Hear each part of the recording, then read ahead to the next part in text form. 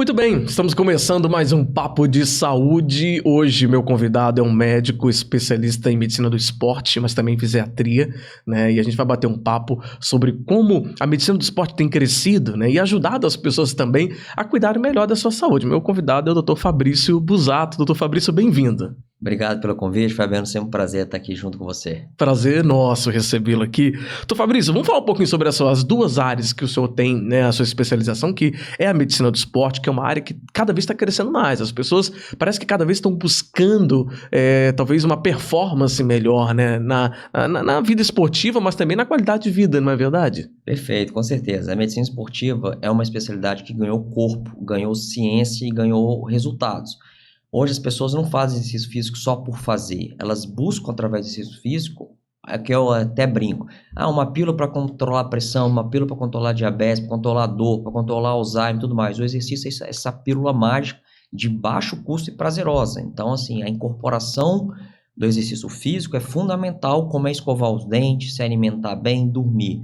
E puxando a sardinha para o meu lado, a medicina esportiva é um médico especialista em monitorar, acompanhar todos os resultados que você deseja alcançar com a prática esportiva, seja qualidade de vida, saúde, emagrecimento, que está muito em evidência, prevenção de lesão, tratamento de dores e performance, tudo isso faz parte do escopo da medicina esportiva. É aquilo, o idoso vai no geriatra, uma criança vai no pediatra, a mulher vai no ginecologista e quem faz exercício físico tem que ir no médico do esporte. Ou seja, esse acompanhamento é muito importante porque muitas das vezes esse paciente, ele está executando alguma coisa errada na sua prática ou ele precisa também de algum tipo de reposição ou algum tipo de correção também metabólica, não é? Com certeza, ninguém faz exercício físico só por fazer. Um quer emagrecer, outro quer ganhar massa, outro quer melhorar o rendimento, outro quer melhorar uma dor, outro quer melhorar a saúde. Então, muitas vezes isso não alcança, ou o que é pior, tem um caminho muito longo para chegar, que muitas vezes é isso que você colocou. É um ajuste que precisa ser feito junto com o treinador,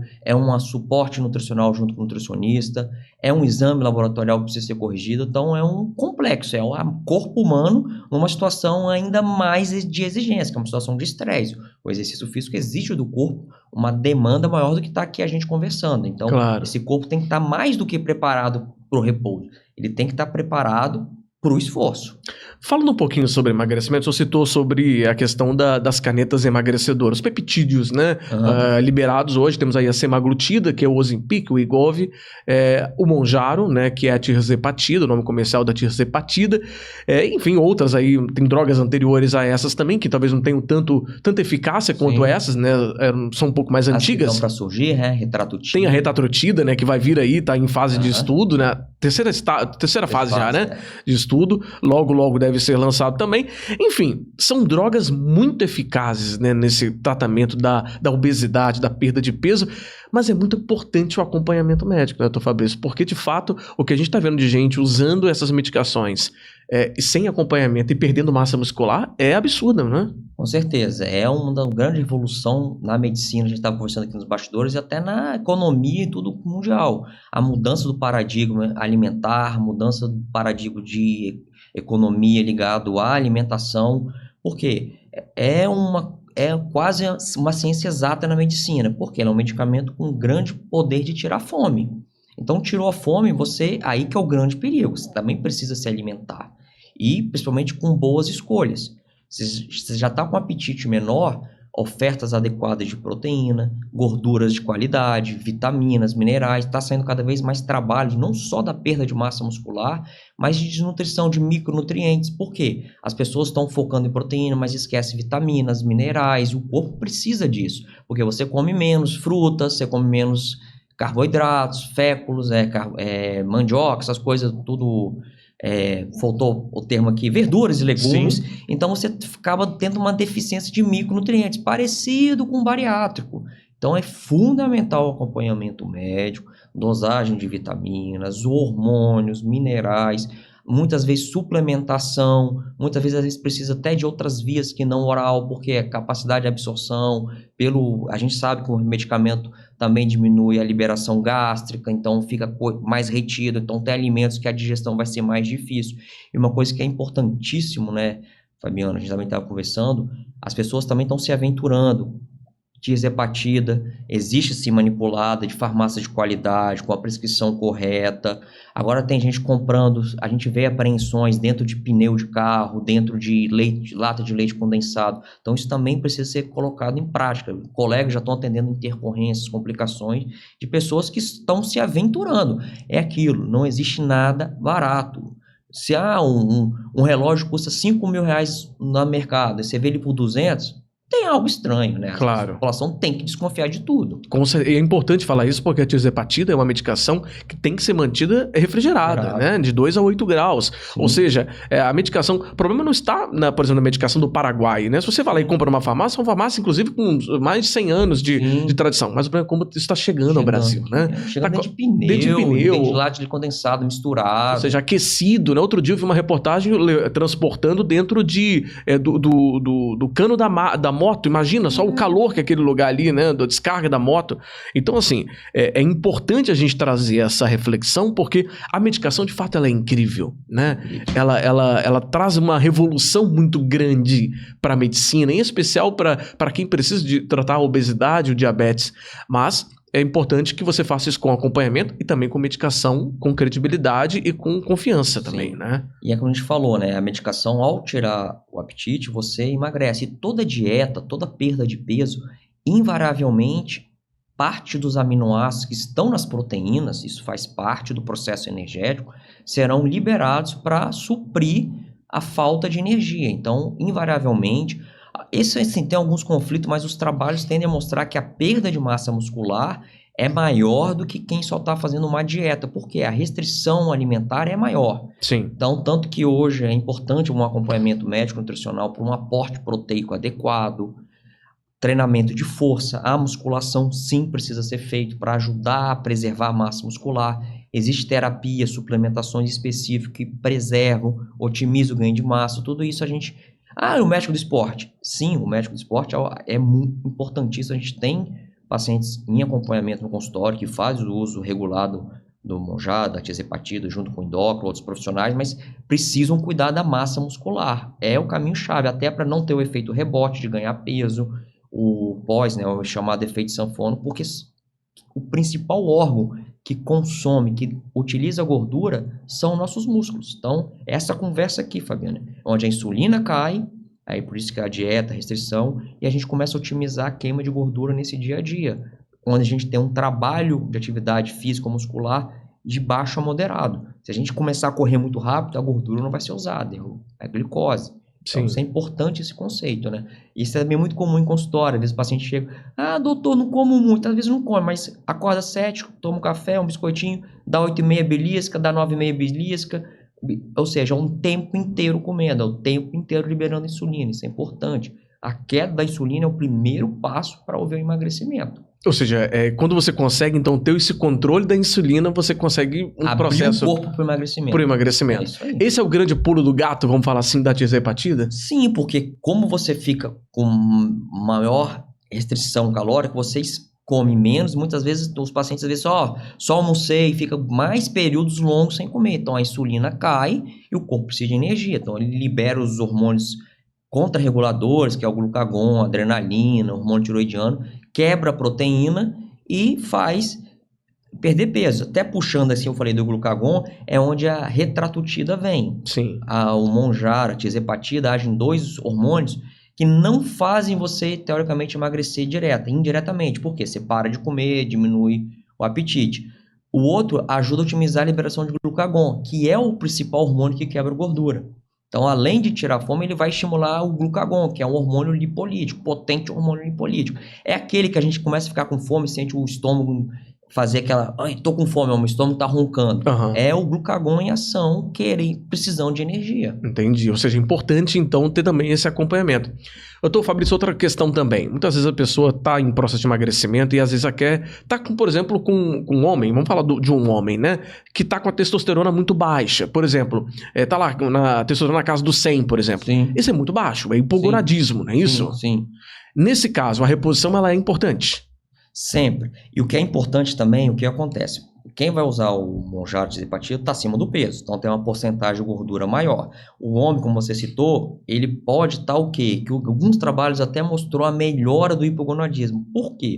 Quanto mais gordura você tem, maior a sua chance no homem de converter a testosterona no tecido gorduroso no estradiol, que é o hormônio feminino. Nós homens não produzimos, mas a gente converte no tecido periférico.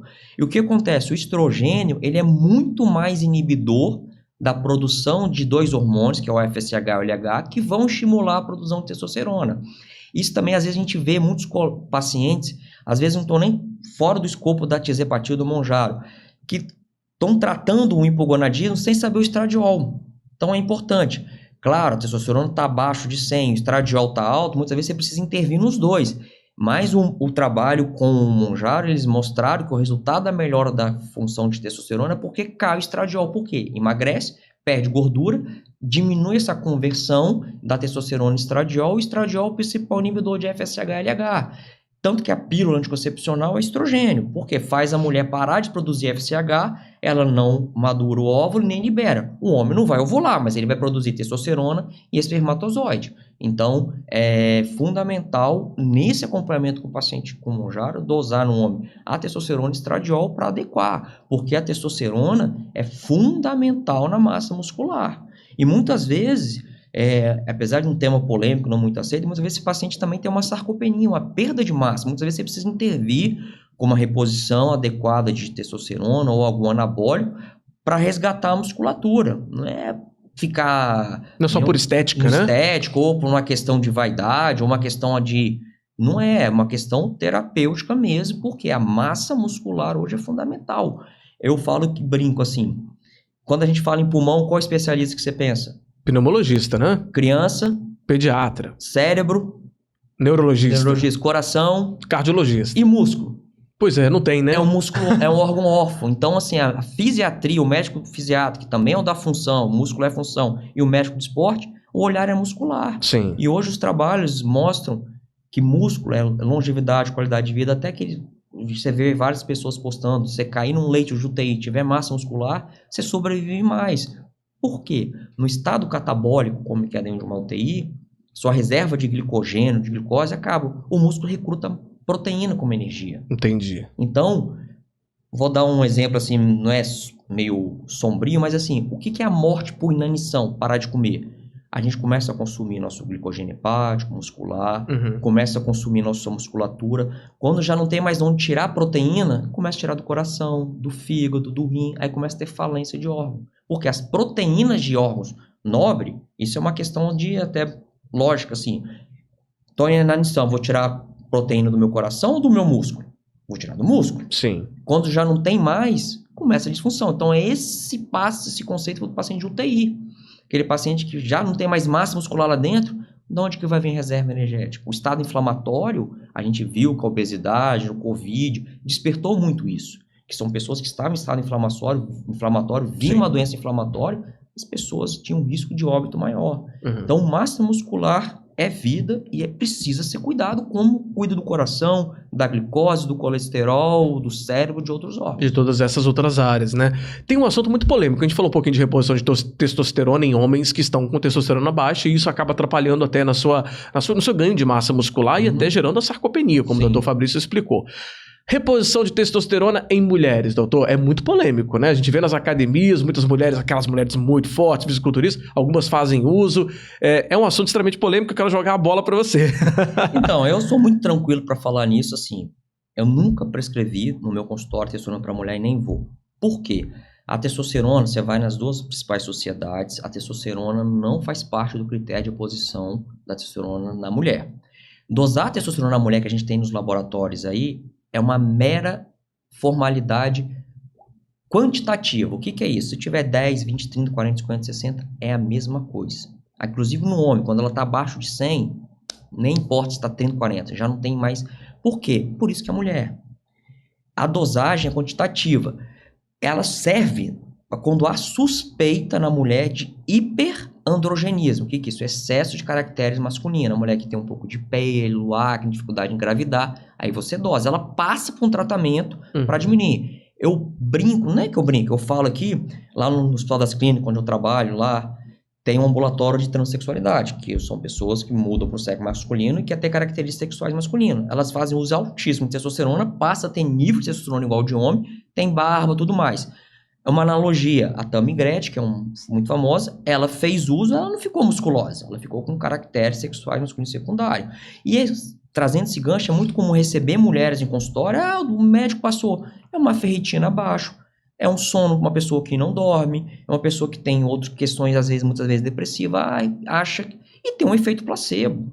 Se eu te dar ainda mais quando é uma questão ligada à vaidade em atletas, te dar um comprimido aqui, ó, Fabiano, isso aqui é um baita pretendo, mas só toma um, tá? Não vai tomar 2. Se você põe na cabeça toma 2, você acha que você é um super atleta. Sim. Então não há essa indicação assim, de testosterona na formalidade. Até mesmo em homem, a testosterona por si só, para ter um efeito anabólico, são doses suprafisiológicas altíssimas. E outro conceito que muitas vezes as pessoas vendem, a grande questão não é nível de testosterona. Quando faz trabalhos com fisiculturista, é o número de receptor androgênio. O que é isso? O quanto de receptores abertos tem nesse músculo para captar aquela testosterona. Na mulher é baixo, então assim, não dá massa muscular. Acaba tendo efeito colateral. E uma das coisas muito graves que a gente às vezes vê são mulheres que tiveram câncer ligado à questão de estrogênio, seja ovário, mama, endométrio, e não podem fazer uso de estrogênio. Pode tomar testosterona? Não pode, porque a testosterona ela é convertida em estrogênio. Então, essas mulheres têm um risco. E a gente vê, às vezes, um risco, eventos de trombose, não é porque deu estrogênio, às vezes a testosterona é convertida em excesso em estrogênio, aumenta o risco de trombose. Então, assim, é um tema polêmico que ainda as pessoas utilizam muito, mas, assim, na prática, a única indicação é a mulher na menopausa, onde ela já não tem uma produção de estrogênio, ela acaba tendo uma deficiência ali possível de testosterona associada a baixo libido. Descartado outras coisas, né? Conjugalidade, relacionamento, sono e por aí vai. Entendi. Doutor, vamos falar um pouquinho também sobre a questão dos anabólicos, né? A gente sabe que existe também muita polêmica sobre isso, sobre a questão da segurança do uso dos anabolizantes, e a gente sabe que isso feito com acompanhamento médico e com uma necessidade, né, com uma indicação clínica, vamos dizer assim, é importante e pode mudar, inclusive, a vida da pessoa, porque muitas vezes ela tá lá sem disposição, sem força, o homem tá com a questão hormonal muito baixa, insuficiente, ou mesmo a mulher também, dependendo do hormônio, e isso pode mudar a vida dela. Ou seja, a polêmica e a discussão, até mesmo dentro da medicina, existe muito isso, a gente sabe, mas é importante trazer à tona isso também, não é? Sim, inclusive assim, isso é um grande tabu dentro da medicina, existe isso. A própria Anvisa tem cada vez mais retirado do mercado vários componentes. Dentro do nível acadêmico, a gente às vezes consegue, né, no hospital, alguns pacientes extremamente caquéticos, no processo de infecções e repetições, com perda de massa muscular, que até mesmo você faz suporte nutricional, esse paciente não tem um estímulo muscular, ele não recruta, ele não incorpora esses aminoácidos, então é sempre difícil. E agora, assim, a grande realidade é que a grande procura é no consultório para vias de estética. E acho que o maior perigo disso tudo são cada vez mais a restrição de anabolizantes, seja em farmácia de manipulações sérias, é o mercado negro. Então, assim, fecha por um lado, isso piora por outro, porque as pessoas que vão em busca, elas continuam contrabandeando, trazendo de fora, de produto aí que é um grande risco, que você não sabe de onde vem. Sim. Até puxando os peptídeos, que não é o Monjaro, as hepatites, peptídeos para emagrecimento. Assim, todo dia alguém manda mensagem para mim, eu falo, são medicamentos que não estão aprovados pela Anvisa, não há registro, também, né? Um ou outro tem, então assim, eu não sei nem o que não traz. Mas as pessoas estão usando, estão na coragem. Assim, tudo que você restringe demais, desperta muitas vezes o interesse também. Eu acho que o debate tinha que ser mais amplo, mas é difícil isso dentro da medicina. A gente fica até atado. Vamos supor, senta um paciente de 40 anos, doutor, treina há 3 anos, tenho personal, tomo whey, BCA, creatina e tal, minha massa muscular não melhora, eu quero melhorar a massa muscular, quero fazer com segurança. Existe risco? Claro que existe, tudo existe risco, todo tratamento existe. Mas a gente ainda sofre muito restrição e limitações para esse tipo de conduta. A realidade é essa. E a Anvisa acaba, muitas vezes, assim, com esse excesso de rigor, acaba atrapalhando até mesmo a conduta médica um pouco, né? No sentido de limitar mesmo. Sim. Porque não que a gente está falando que a Anvisa não tem que fiscalizar, é o papel dela fiscalizar, regulamentar, regularizar isso tudo de forma adequada. Mas o que a gente vê muitas das vezes é um certo exagero, né? Um certo exagero no sentido restritivo e, como você falou, que leva ao contrabando, que leva ao outro extremo. Porque assim, ela restringe, mas o jeito humano e o jeito brasileiro dá um jeitinho e traz. A gente falou da tisepatida, é a mesma coisa com outros anabolizantes, outros do testosterona, que sabe Deus onde é produzido, fundo Exato. de quintal, com mistura. Então, assim, é um risco que as pessoas injetam direto dentro do corpo, né? Exato. Não é um comprimido que se toma, é uma injeção intramuscular. Sim. Então, risco de infecção, de abscesso, de fazer coisa contaminada, fazer bacteremia. Então, assim, é uma coisa preocupante, né? Entendi. Eu tô falando um pouquinho sobre dores, né? Lesões musculares, que é uma área também que só atua como Bastante. fisiatra, né? Sim. Ou seja, o atleta tá lá, aí fez uma lesão em alguma parte ali do corpo, e aí tem esse processo de reabilitação, de você resgatar a função daquele órgão Sim. que ficou paralisado por conta daquele problema. Sim, sim. Né? A minha formação, minha residência médica lá na Escola Paulista foi em fisiatria, então a gente trabalha em vários escopos dentro da reabilitação e dentro de consultório, o carro-chefe há mais de 20 anos também, sou professor universitário na área de dor, dou aula numa pós também na área de medicina para colegas médicos. Então a dor, e o grande desafio é a dor crônica, né? Então a gente vê evoluções, a gente faz o consultório com produtos biológicos para regeneração de tendões, meios físicos também tem hoje de grande avanço tecnológico, mas no conceito de dor crônica ainda é um pouco restrito da médica. O que é dor crônica? Você torceu o tornozelo, cicatrizou, passou 2, 3 semanas, até um mês, e a dor continua. Não tem mais aquela ferida, vamos dizer assim, ou vim aqui, bati, vai doer. Agora ficar doendo 2 meses. Então, muitas das vezes, a gente recebe isso no consultório, não é mais infiltrações, não é mais ácido hialurônico, muitas vezes é um conceito de dor, que tem a questão do movimento. O que é o fisiatra? É o médico da função, é a função que está perdida, é o conceito da dor a nível da medula cortical. Então, é um processo mais amplo, que envolve densibilizações, envolve sim, se tiver evidência do processo ainda na lesão presente, mas a gente vê ainda muitos, cada vez surgindo procedimento, mas os pacientes sofrendo com dor e lesões de repetição. E o mais importante é a medicina esportiva, junto com a fisiatria, sai meio que na vanguarda. Hoje, consultório, a gente consegue fazer esse programa também de uma avaliação, monitoramento. É um atleta, tem um check-up, como tem um check-up cardiológico, check-up pulmonar, cardíaco, um check-up mioarticular, dessa função articular, exames de imagem pregresso, monitoramento, para o quê? Para prevenir. Porque o grande desejo do atleta, o atleta não é atleta profissional, não. Hoje a gente vê colegas médicos, empresários, meio jurídico, advogados, tudo, com um nível de atividade física que muitas vezes é o escape de lazer, escape social psicológico deles. Então essas pessoas nem passam pela cabeça dela ter que parar. Então aquele velho ditado da vovó, é melhor prevenir do que remediar, né? Então assim, a gente consegue esse trabalho também de intervir antes que o problema venha.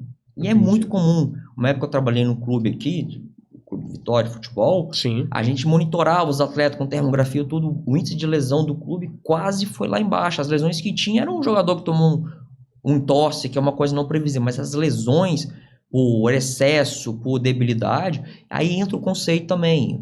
Exames hormonais, exames de vitaminas, vitamina D é fundamental na prevenção de lesões e outras deficiências que são importantes. Então, tratar a dor quando ela é precoce, beleza. Quando ela já está crônica, e muita gente, eu acabo recebendo um paciente que roda, até de outros colegas que encaminham, já dá mais trabalho. Então, esse conceito de avaliar, entender e ter um programa junto com o seu desempenho, de um suporte para a sua musculatura, é fundamental. E assim, eu falo isso com os colegas, não só médicos e amigos, acho que até comentei isso com você, esse nível de atividade física que as pessoas estão, com 30, 25, desculpa, aguenta a pancada. Vai chegar depois numa idade, se não tiver esse cuidado pregresso, o desgaste articular vai estar ali, sobrecarga muscular vai estar ali, tendino. Então a prevenção também tem que ser agora. Porque depois lá na frente vai sofrer as consequências. A gente vê isso muito acontecendo, né, doutor? Por exemplo, com atletas profissionais Isso, aí, pessoal da ginástica rítmica, por exemplo, tem um período assim de atividade, a vida ativa profissional muito curta, né? Sim, o atleta de alta performance, assim, como médico de esporte, não é um padrão de referência em saúde. o estresse oxidativo, há um envelhecimento, as pessoas que fazem ultramaratona e tal, você vê, tem um processo. Qual que é o maior segredo de longevidade, você sabe? Não sei. Baixa ingestão calórica. O que é isso? Os povos que mais vivem são os que comem menos. Por quê? Quando a gente nasce, já deve ter ouvido falar isso, a gente nasceu, tá morrendo. Porque a respiração celular produz invariavelmente liberação de radicais livres, que levam ao envelhecimento. Então, quem fuma, até saiu um trabalho recente, vive em ambiente de poluição, ou seja, você desgasta a célula. Então, as pessoas que acabam treinando muito, não é um estresse oxidativo só em pele, articulações, artérias, tudo isso tem um processo maior. Então, existe hoje também essa prevenção de antioxidantes potentes, controle de estresse oxidativo, mas a questão do excesso leva, sim, a um desgaste. Então, é preciso esse cuidado também. Ou seja, é prevenção também, né? Sim. Como você falou, é prevenção. Você tá ali atento e se cuidando e acompanhando com um médico especialista para evitar problemas no futuro. O trabalho do médico do esporte é muito, e do fisiatra também é muito junto com enfim, o profissional que faz a fisioterapia, por exemplo, de reabilitação? Sim, sim. É sempre em conjunto tanto com o fisioterapeuta, principalmente com o treinador, né? Treinador também, né? Para a gente, assim, atuar nessa questão de performance e prevenção de lesão, né? Uhum. Eu também, no consultório, a gente também faz... Acho que vai ter que parar um pouquinho, né? Que pagou. Pode? Tá fechado nele? Então tá, vai lá. E a gente, lá no consultório, até por ter meios físicos, fazer procedimentos, a gente também já intervém na dor. Até com terapias e abordagens mais novas, como campo magnético de alta potência, mesoterapia, infiltrações. Essa semana aí atendi 2 pacientes que estavam em processo aí de fisioterapia há muito tempo, com 2, 3 sessões, praticamente eliminaram a dor e tiveram uma melhora. Então, muitas vezes é isso também, né? Hoje existe abordagens com eficácia muito maiores que também otimizam o tempo. Hoje, quem tem tempo de todo dia fazer meia hora, 1 hora?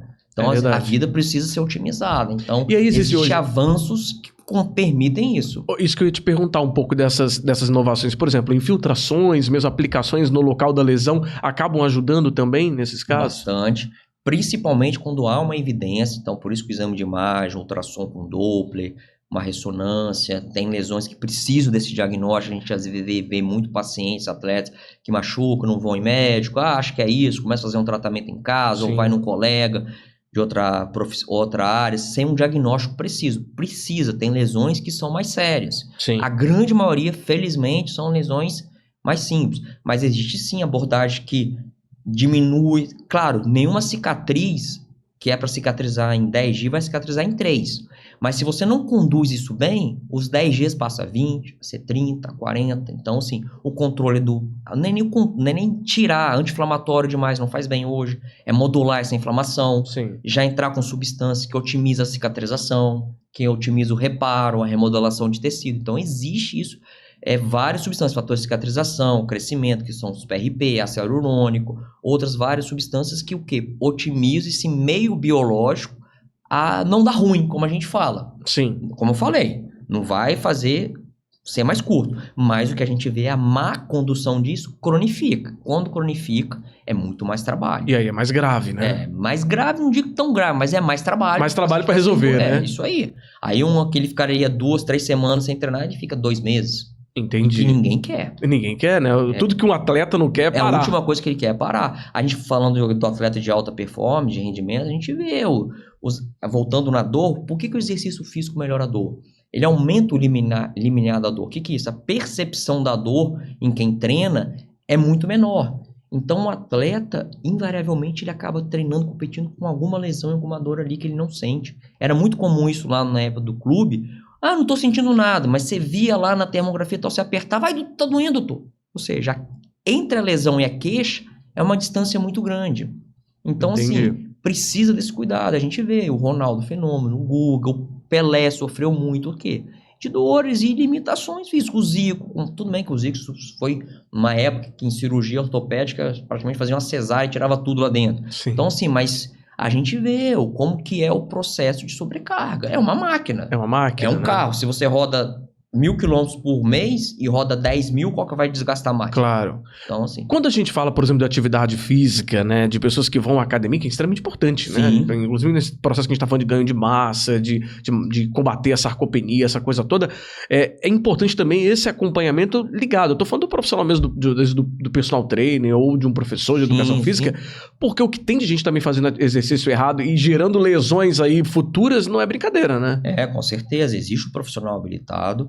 E o que eu acho que, eu vou te falar, dentro da academia de musculação é um dos locais com menor risco de lesões. As lesões geralmente é por exagero. O cara quer pegar um supino, ruptura muscular, cair um peso. Por quê? Onde que a gente vê a lesão? São 3 variáveis. A traumática, está jogando bola, recebe um carrinho e machuca. Não tinha como, aconteceu. Tem dia hoje até essa semana o filho de uma grande amiga que jogando bola sofreu uma entorse.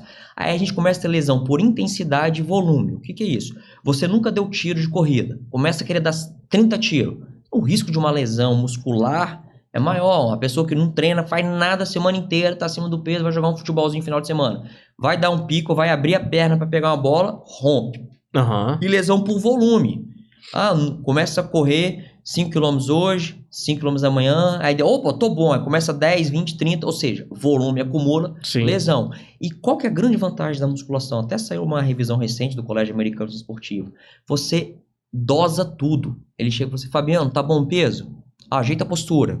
Tá bom? Não, tá bom. Posso aumentar um pouco? Ou seja, é um movimento muito pragmático, controlado em todas as suas circunstâncias. Então, hoje, eu falo para meus pacientes, acima dos 40 anos, tiver escolher uma atividade física, é a musculação. É a melhor? Eu acho que porque você consegue progressão. Muita gente não gosta, mas assim, você consegue otimizar.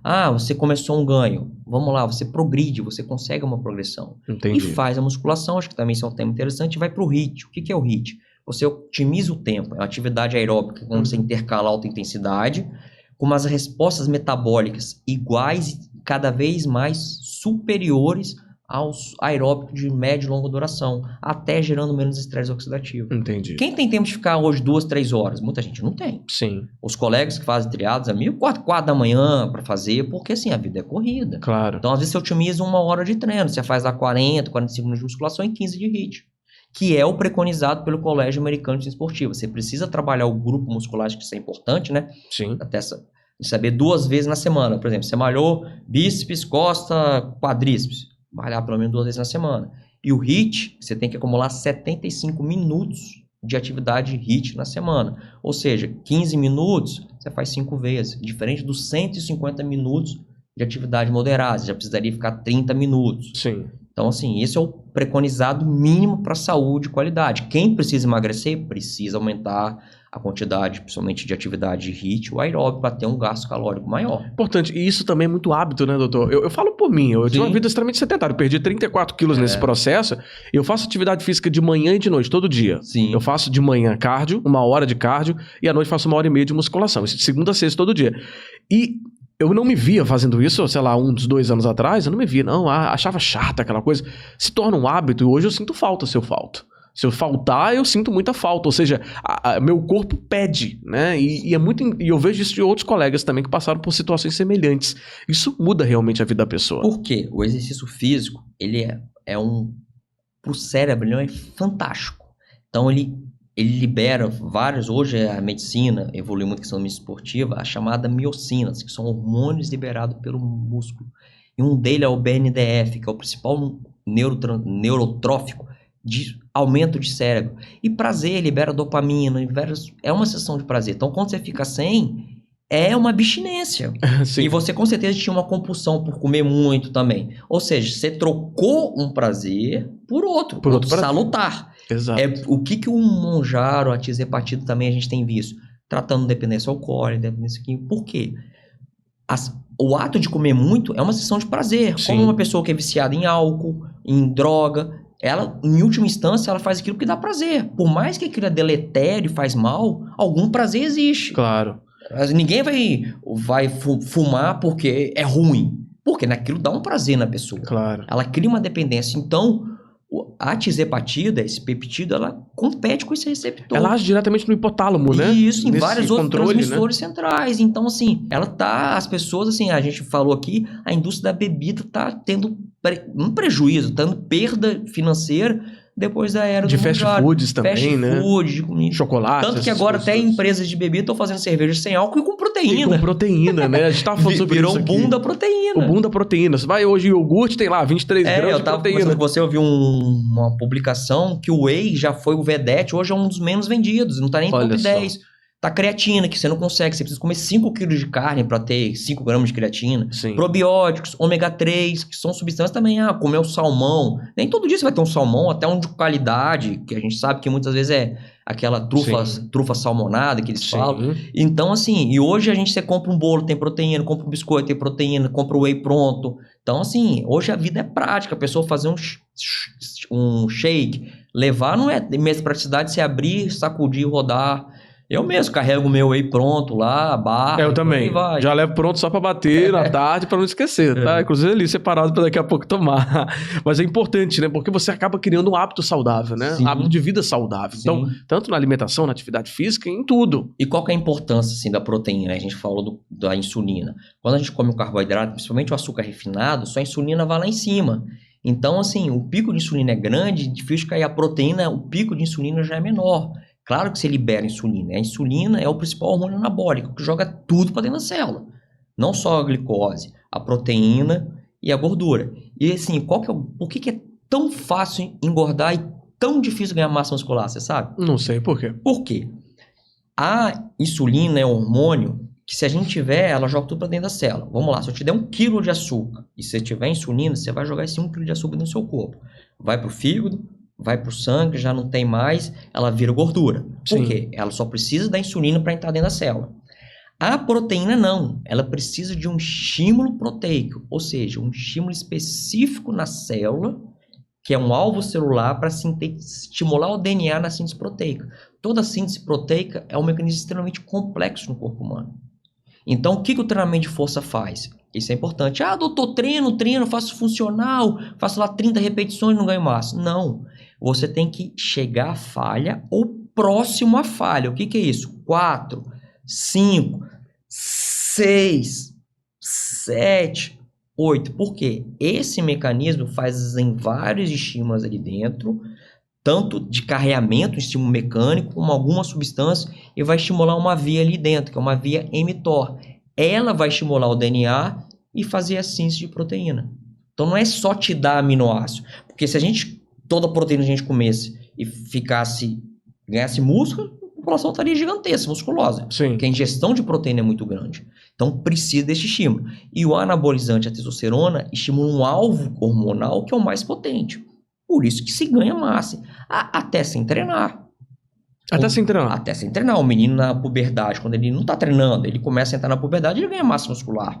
Que ele tá tendo um aumento de testosterona e estimulando os alvos de receptores androgênicos no músculo. Certo. Até, quando citei do paciente lá da UTI, é um paciente acamado, que está tomando suporte proteico até 2 gramas por quilo de peso, só que não incorpora massa, porque ele não tem um estímulo para ganhar. Quando você entra com um anabolizante, ele começa a ganhar incorporação de massa muscular. Entendi. Então a gente até tem marcadores, que isso é interessante, que a gente usa no consultório, a cistatina C com a creatina, que você vê essa incorporação de massa muscular. Uhum. Então ganhar massa muscular é difícil, tem efeito genético. A gente até brinca, quem nasce taruíra, dificilmente vai ser dinossauro, vai chegar uma iguana. Mas quem nasce iguana, a chance de virar um dinossauro é grande. Schwarzenegger, o Coleman, ele já nasceu com um biotipo genético que favorecia isso. Sim. Então, isso também é importante. Claro que, com certeza, deve ter usado bastante coisa, né? Com certeza. Agora, você falou uma coisa legal no exemplo que você deu aí da questão da repetição. Muita gente fica com essa dúvida, né? É melhor fazer mais repetições ou você pegar um peso maior e fazer repetição até a falha? Ou seja, o pessoal tem muita dúvida disso na academia, né? É claro, a gente tem que sempre conversar. Pensando em ganho de massa muscular, tempo e otimização, é muito melhor, porque os trabalhos mostram isso. o que leva à hipertrofia não é número de repetição, é chegar próximo à falha. Mas se você põe um peso leve, você precisa fazer 20, 30 repetições. Ou seja, você precisa de mais tempo, mais chance de fadiga. Se você põe um pouco mais de carga e controlado com o professor, você precisa de fazer 8, 7, 9 ou 10. Sim. Então você otimiza. O que gera hipertrofia não é peso, não é carga. É chegar à falha ou próximo da falha. Não necessariamente precisa chegar à falha, mas tem que ter uma percepção de sobrecarga. O que é o corpo? O corpo se adapta.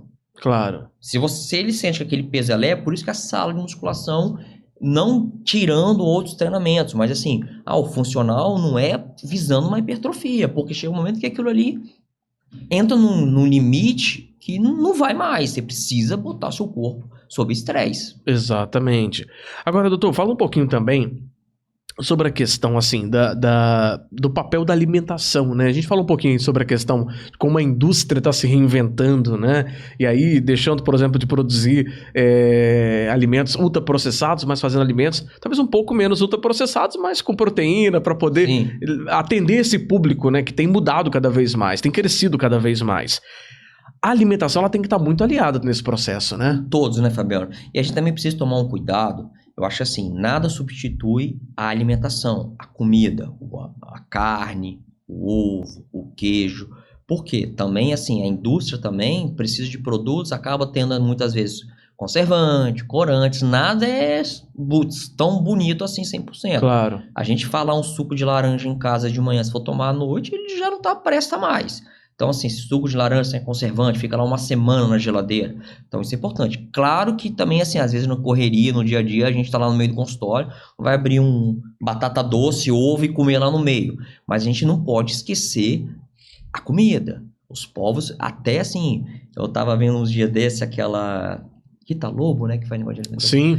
Falando disso, porque assim, a gente tá perdendo tudo, até o ato de sentar, reunir para comer, cozinhar, preparar. Então isso também é importante nessa vida corrida, senão vai chegar um dia que não vai ter nem mais fogão dentro de casa, não vai ter nada. A gente abre um pote de carboidrato, um pote de proteína, um pote de tudo. Não, acho que a gente precisa saber que a evolução veio, o desenvolvimento veio, mas assim, até no Dia das Mães teve muito meme no Instagram, né? Em 1989, todo mundo reunido e todo mundo no celular lá. Ou seja, a gente precisa dosar. O ato de alimentação ainda é o mais importante. Se cria toda uma questão ali que a gente está se perdendo. Mas, assim, claro, entre você comer um biscoito rico em açúcar, em gordura saturada, e um whey com uma proteína, ou um bolo, um pão com uma produção mais nutritiva, é muito melhor. A grande questão é que essa alimentação é a caloria pobre, só vem açúcar refinado e gordura. Sim. Então, quando você, por mais seja industrializado, mas tem ali uma proteína, tem ali outros fitonutrientes, os nutracêuticos, é mais válido. Mas a gente não pode esquecer da comida, né? Claro. Eu evito industrializado, mas não deixo de comer. Comida mesmo, acho que a gente precisa dessa alimentação. Ou seja, é descascar mais e desembrulhar menos, não é isso? É isso aí. Vou evitar Mas hoje você vai no supermercado, tem até já mexerica descascado para comprar, tudo, banana, pronto, tudo. Então é isso, né?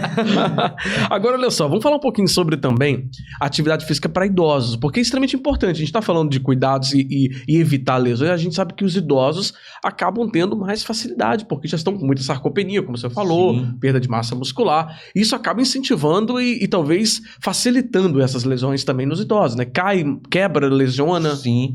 E assim, isso é interessantíssimo. Eu estava hoje lá reunindo. Foi aniversário da minha mãe no sábado e Dia das Mães no domingo. Então a gente reuniu uns amigos da minha mãe, da época quando eu tinha a idade, quando eles tinham uma idade, eu era criança.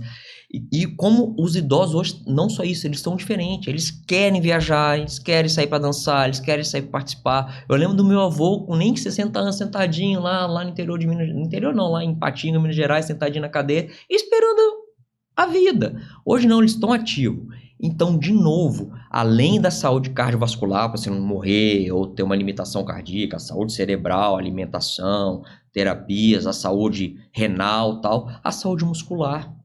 Então, eu começo, até por um olhar científico, né, de fisiatra, médico de esporte, eu começo a ver os idosos perto, aqueles que estão com mais limitações, ou estão acima do peso, que com certeza tem uma sarcopenia ali embaixo, ou estão muito magrinhos, aí tem uma postura.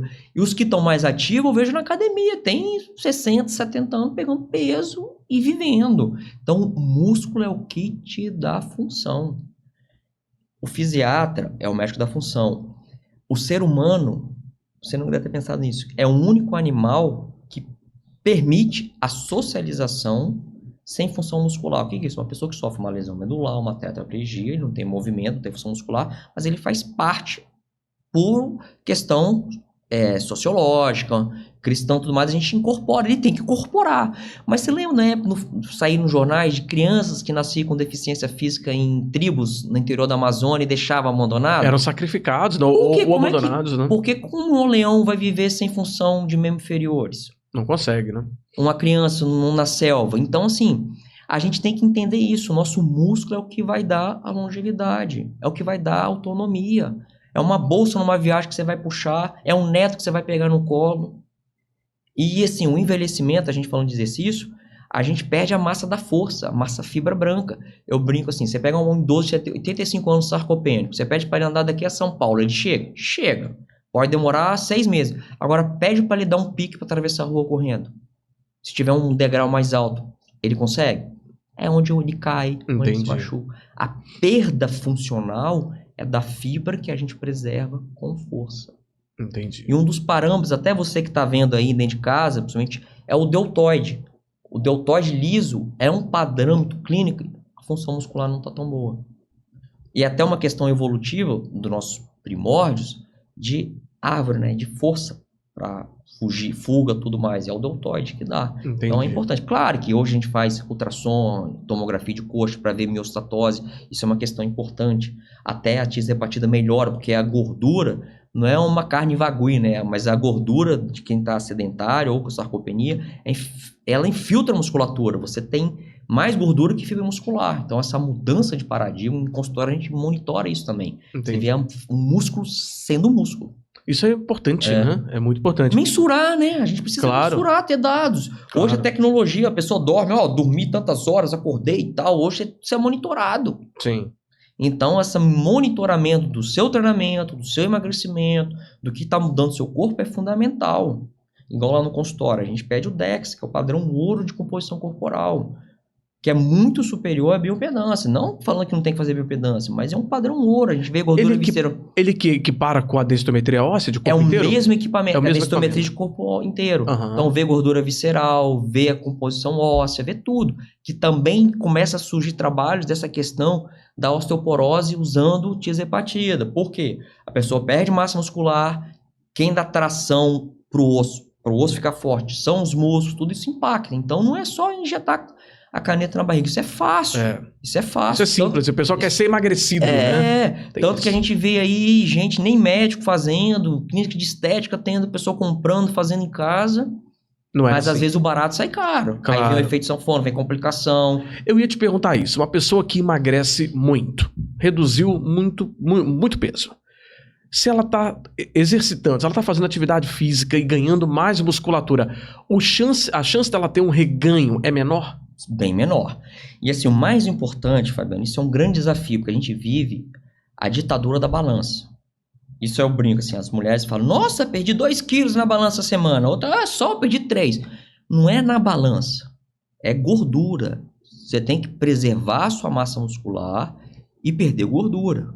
Aí a gente vê medidas, aquela roupa que não entrava, é aquilo. Afrouxou na cintura, apertou na coxa ou apertou aqui na região do peitoral. Por quê? A pessoa percebe que está ganhando massa. Então você precisa mensurar o que está sendo perdido. Entendi. Porque senão você está perdendo massa muscular. E o que acontece? Quando há uma restrição calórica, seu corpo perder massa muscular, diminui a atividade de hormônio tiroidiano, diminui a atividade adrenérgica, que são hormônios que quebram gordura.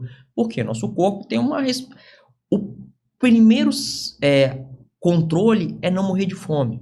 Depois que o corpo, o ser humano, não sabe que não vai morrer de fome, ele toca a vida. Então, ficar sem comer, o corpo interpreta que você está passando por inanição. Ele não tem a gente tem uma consciência que não é cortical. Tipo assim, eu vou pegar esse copo, vou levar a boca. É uma resposta. Eu botei a mão quente, eu tiro. Sim. Então, tem essa resposta que assim, opa, tá sem comida. Então, vamos parar de gastar. Aí você diminuiu, botou seu metabolismo lá embaixo. Massa muscular foi embora, funções hormonais foi embora. Quando você volta a comer, que o corpo, opa, veio energia. Seu pico de insulina vai lá embaixo e sua atividade catabólica tá lá embaixo. Sobe a atividade insulínica, você incorpora tudo. Entendi. E ganha um peso. E às vezes é pior, porque antes você tinha lá, vamos supor, 30 quilos de massa muscular, você caiu para 20. Aí só que você volta o seu peso com 20 de massa muscular, volta uma situação muito pior. Entendi. Você engorda tudo de novo, mas com bem menos massa que você tinha antes. E aí você tem um efeito sanfona mais difícil de tirar. E mais grave, mais né? grave, Porque mais limitação, mais perda é um funcional. obeso sarcopênico. Que a gente isso? tem, que precisa ser avaliado. E é grave, né? A gente tá falando de uma situação bem séria. Agora, doutor, falando um pouquinho sobre... A gente falou sobre os idosos, né? Idosos que querem aí evitar lesões. Mas a turma mais jovem também, que fica muito conectado no celular, fica muito tempo no celular, no computador... Tem tido problemas também, né? Porque fica na posição, às vezes, muito inclinado, muito para cima, olhando muito pro tela do celular. Isso acaba gerando lesões também, né? Sim, não só lesões por sobrecarga, por postura. Tem alguns trabalhos, a mudança postural que essa população tá. Maior anteriorização do pescoço, uma mudança pela questão da tela. Então, assim, é difícil hoje admitir que a gente vai viver sem isso. Não tem como. Sim. Mas, assim, o grande agravo é a tela, o sedentarismo, a obesidade, as alterações metabólicas, hormonais, tudo junto, né? Certo. Então, assim, usando o celular, a gente precisa fazer esse trabalho muscular da região dorsal, região cervical, para evitar que essa postura seja muito ruim. A gente até brinca assim que uns profissionais que tem uma postura muito ruim é o dentista, né? A posição que ele fica trabalhando, né? Daqui a um tempo a gente vai começar a vivenciar isso aí, porque ainda são pessoas mais jovens, né, que ficam nessa tela, mas a questão de alteração postural, alteração estrutural que começa a ter na região da musculatura, encurtamento, contratura, já começa a aparecer sim. Quando a gente fala de lesão muscular, por exemplo, o joelho é uma das, vamos dizer assim, é uma das queixas maiores, porque tem uma região que você concentra ali uma articulação e o peso também? Depende, o joelho é uma queixa muito comum em pacientes já de mais idade, obesos e com sarcopenia, que é a artrose. E não adianta, assim, você pode infiltrar, botar prótese, fazer tudo. Se a paciente não perde peso e ganha massa muscular, é difícil. Aí as articulações vai muito pelo esporte, né? Uhum. O corredor é o joelho, é a canela. O jogador de futebol é as lesões musculares, é os entorses de tornozelo, de joelho. O nadador é muito ombro, coluna, hein? O beach tênis, muito ombro, coluna, quadril. Então, cada esporte tem um sim, mas assim... Ombro, joelho, quadril e pé são os carros-chefes. Os campeões, aí, né? A gente pode dizer assim, quais lesões, as maiores lesões que você atende lá no consultório, assim, as mais corriqueiras? É muita de triatletas e ciclistas, né? É o joelho. Atleta profissional mesmo? Não, amadores. Amador mesmo. Amador que compete como profissional, né? Certo. Faz competições de Iron, de ciclismo de longa, corridas. É a banda iliotibial, tendinite patelar, é a canelite, faceite plantar, tendinopatia do calcânio, lesões musculares, lesões de adutores, tendinopatias de ombro, epicondilite, que é do tenista, agora beach tênis. São os carros-chefe lá. São os mais demandados. Pessoas que nem treinam tanto, mas são profissionais liberais que trabalham muita lombalgia, cervicalgia. São às vezes mais comuns. E muito ligado a isso que eu falei também, né? Postural, posturas, né? Computador. Isso aí. Então isso acaba também influenciando. Sobrecarregando e dando dores, lesões. Entendi. Outra coisa, assim, as pessoas têm muitas dúvidas. Lesionei, caí, tropecei, machuquei, fiz uma lesão. O pessoal tem muita dúvida do que como fazer imediatamente. Às vezes não tem como ir ao médico imediatamente, né? Às vezes não tem como ir ao pronto-socorro, alguma situação. É importante fazer uma compressa, hein? O que a pessoa deve fazer no primeiro momento de uma lesão? Então, no primeiro momento da lesão, o ideal é conseguir o mais rápido possível uma avaliação. Mas você está em campo, tudo mais, é tentar... Ainda mais se ouviu estalo, entorses, risco de rupturas ligamentares, é tentar manter o membro imobilizado. Se tiver gelo, coloca gelo. O gelo, assim, o ideal é até 12 horas, não muito mais que isso, até para ele ter um efeito muito mais analgésico e fazer essa vasoconstricção. Sim. Procurar um serviço de pronto-socorro médico, ortopédico para avaliar. Exame de imagem? Exame de imagem ali. Geralmente o pronto-socorro vai acabar fazendo um raio-x para descartar a fratura. E depois, saindo desse primeiro processo lá, muitas vezes, assim, colegas querem colocar gesso, imobilizar. Depois ir no seu profissional médico de confiança para reavaliar. Essa semana mesmo, um garoto de 14 anos jogando bola, sofreu uma entorse, ele foi pro pronto-socorro, queria engessar, e a mãe já tinha passado por essa experiência quando criança, falou, não engessa, botou a botinha, aí foi, a gente examinou, pediu exame de imagem, ainda tá no processo muito demasiado, esperar fazer resolução, reavaliar, então assim, cada lesão tem uma peculiaridade, mas por exemplo, tá jogando bola, sentiu uma fisgada no posterior da coxa, é bem provável que seja uma lesão muscular, botar um gelo ali, tomar um analgésico, evitar muito anti-inflamatório, também que pode dificultar a cicatrização, fazer uma avaliação e buscar um tratamento precoce para o quê? Como eu te falei, não deixar que isso cronifique e agrave. Então, a abordagem inicial é gelo, um analgésico, anti-inflamatório, mas não ficar repetindo e procurar um diagnóstico. O grande problema é que as pessoas muitas vezes não vão atrás de diagnóstico, principalmente essas rupturas muscular, dor em tendão, então precisa de um diagnóstico. Ou senão já vai muito tempo depois e você não tem mais muito o que fazer, né? Porque agora a coisa complicou. Complica, né? É isso. Gente, olha, é isso. Nosso tempo tá chegando ao fim. Eu quero agradecer muito ao Dr. Fabrício Busato, médico do esporte, também fisiatra, nosso convidado de hoje aqui no nosso podcast Papo de Saúde, para a gente falar um pouquinho sobre como as informações, né, para a população de uma forma geral, podem ajudar, né, as pessoas a terem mais qualidade de vida. E hoje a gente fala um pouco mais especificamente sobre atividade física, sobre, né, como trabalhar essa questão das lesões e também a questão de evitar a sarcopenia, né, tratar até mesmo a sarcopenia e o emagrecimento, né, como isso tudo está integrado e a gente consegue buscar mais qualidade de vida para as pessoas. Doutor Fabrício, foi um prazer, viu? Obrigado por ter vindo, obrigado por estar aqui com a gente compartilhando conhecimento. Eu que agradeço, e é isso aí, as pessoas hoje estão ativas, buscam saúde e qualidade de vida e a medicina está aí para isso. É isso, obrigado, doutor. Bom, a gente fica por aqui com o nosso Papo de Saúde de hoje, obrigado pela audiência, pela companhia, um abraço, um beijo no seu coração e até o nosso próximo encontro.